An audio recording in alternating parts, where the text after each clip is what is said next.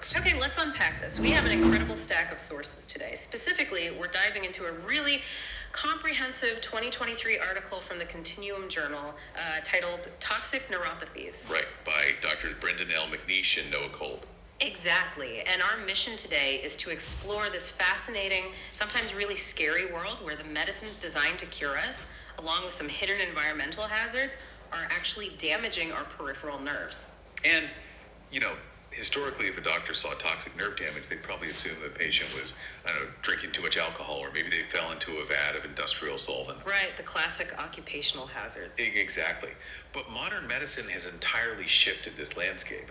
We've basically traded the factory floor for the pharmacy. Which brings us to arguably the most intense battleground, which is modern oncology. I mean, we have these incredible life-saving cancer therapies that are now a leading cause of toxic neuropathy. They are, yeah. It's a huge issue. The paper focuses a lot on immune checkpoint inhibitors, or ICIs. And you hear people describe ICIs as, taking the brakes off the immune system.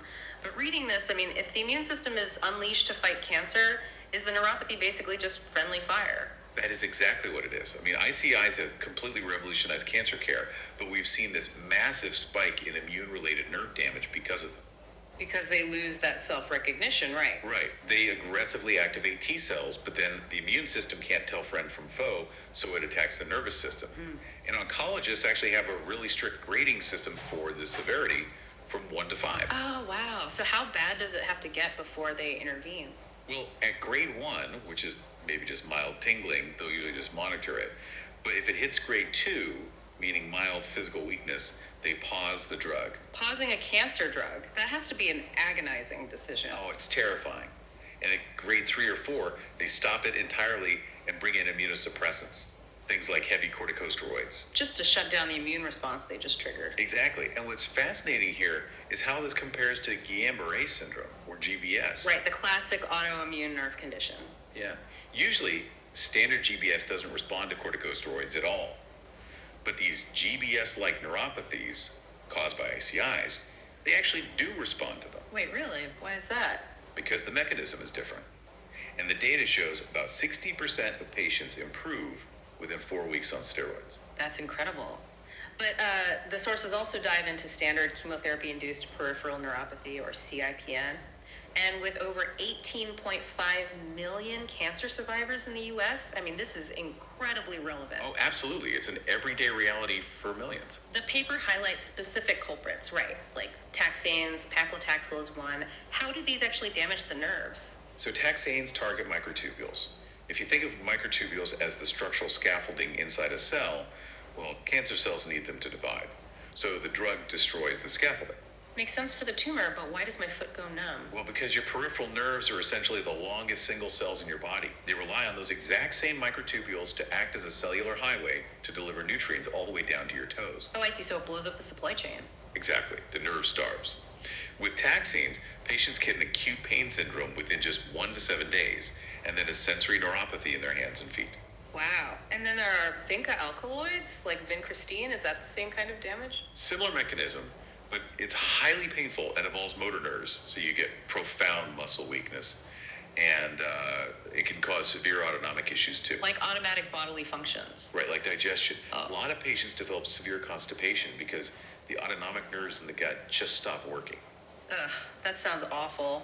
But wait, do these nerves heal the minute the chemo stops dripping? Like when the IV is out, are you good? You'd hope so, right? But no. And this is where we see the coasting phenomenon. We see this with platinum-based drugs like cisplatin and oxaliplatin. Coasting, what does that mean? It means the neuropathy can actually continue to worsen for up to 6 months after stopping the drug. 6 months? How is that even physically possible? It's because of where the platins concentrate. They build up in the dorsal root ganglia. Those are clusters of sensory nerve cell bodies right outside the spinal cord. And they don't have a blood-nerve barrier. Oh, wow. So they have zero protection from whatever is in the blood. None. The heavy metals just soak in and stay there. And with oxaliplatin specifically, it causes these bizarre, painful, cold-induced dysesthesias right after the infusion. Dysesthesia meaning painful sensations, right? Like Yep. they can't even touch a cold glass of water without intense pain. Exactly. It alters the sodium channels. Here's where it gets really interesting, though. Reading through the sources, there's a specific genetic contraindication. People with Charcot-Marie-Tooth disease type 1A or CMT1A should never take vinca alkaloids. Never. It's an absolute contraindication. Because it causes massive explosive neurotoxicity, right? Yes. The baseline genetic vulnerability combined with the drug basically causes sudden nerve death. It's catastrophic. Okay, so that's heavy duty oncology. But let's transition to something much more common. I mean, the everyday medicine cabinet. Right, the stuff people take at home. Exactly. How do common prescriptions cause this kind of damage? Like, let's talk about statins. So many people take statins for cholesterol. Are millions of people walking around with nerve damage from their heart medication? That was actually a huge fear in the medical community for a long time. Right, I've heard people blame statins for tingling toes. Yeah, but we have to do some major myth busting here. There was a massive 2022 study that completely shattered that assumption. Oh, really? Yeah.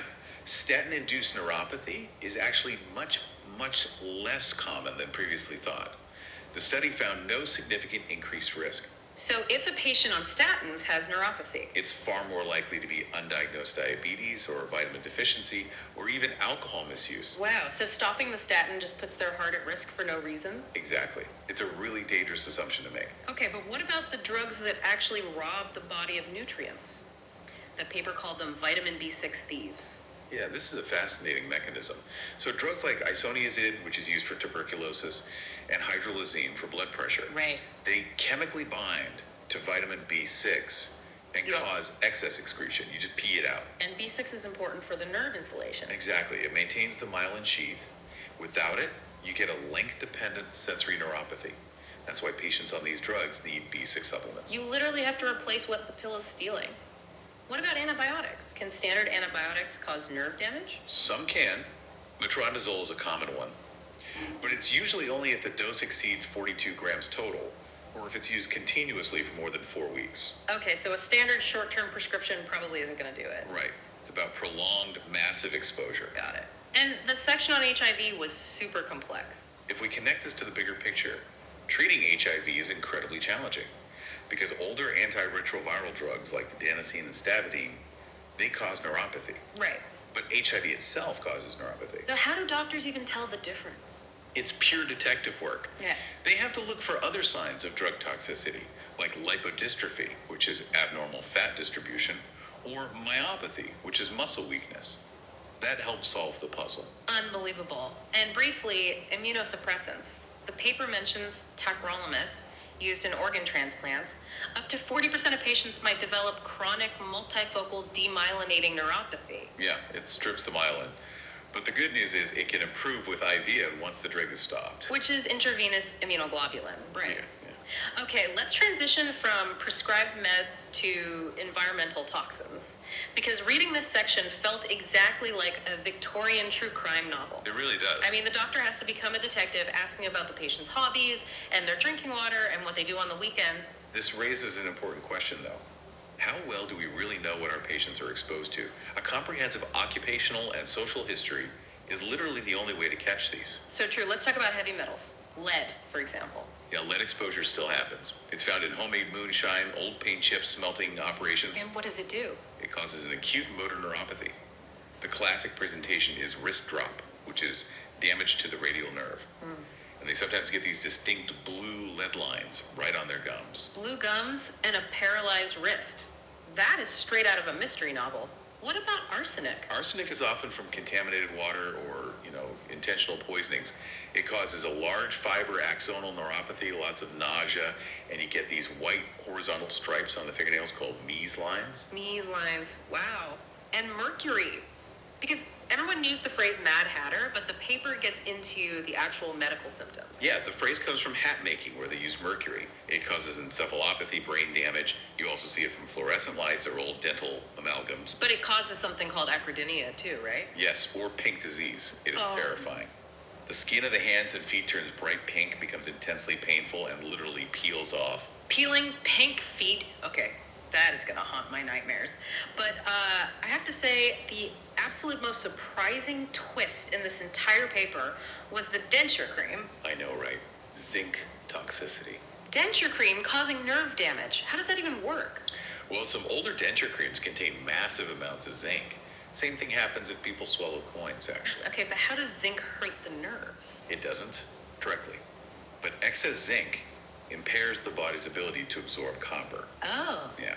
And a copper deficiency leads to a severe myeloneuropathy, massive damage to the spinal cord and nerves.